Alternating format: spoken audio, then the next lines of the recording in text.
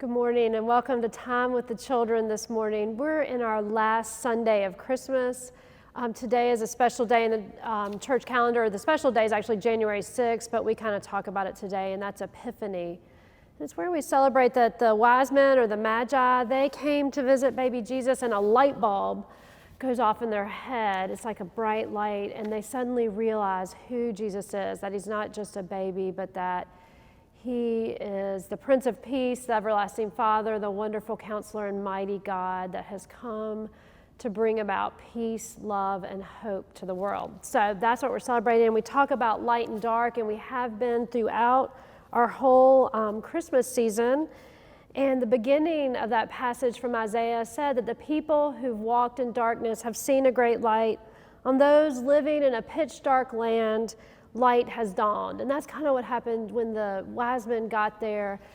The light bulb went off in their head and they saw the true light of Christ. And Pastor Ray is going to read some stories about light and dark today, and I thought I would read this story to go along with it called When God Made Light.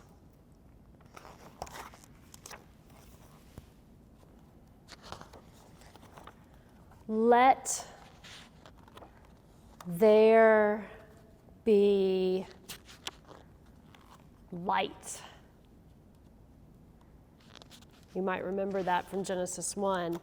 And that's what God said, and light began shining and then started to spread. It flickered and dashed, it blinked and it flashed. Light poured and light spilled, it bolted and it splashed. Light glared and glimmered, it flared and sparked, and whenever light shined, dark stopped being dark. In the beginning, space became bright, and God caused it to fill with twinkles of yellowy white. Brilliant stars gleamed, swirls of light streamed. In that once empty space, a galaxy beamed. When God made light, a universe lit up, a dazzling display of big, shiny stuff. And all that light, every bright golden hue, is the very same light that God put inside you. Now God made the sun light up our days to cover our planet with life-filled rays, to make summers warm and winters not too cold, to help flowers bloom and turn wheat fields to gold, to burst in the morning at the first crack of dawn, to rise up slowly and beam across lawns. Yes, God made the moon to brighten the night sky, to reflect the sunshine, to be the world's night light. But beneath a dark sky are things you can do. Just bring mommy or daddy a flashlight or two, raise a tent and go camping through the woods stamping, romping and stomping on paths made for tramping. Now when God made light, God made all different kinds. Some sparkles, some flares, but all light shines. It flashes and bolts when lightning is crashing, or bursts through the sky when a comet is dashing. And if you ever feel scared in the darkness of night, remember the shadows are no match for God's light. Climb into bed, sleep soundly and dream, and know that inside you God's glow is a gleam. Because you're just like the sun and the moon and the sky, as lustrous as twinkles that dazzle the eye.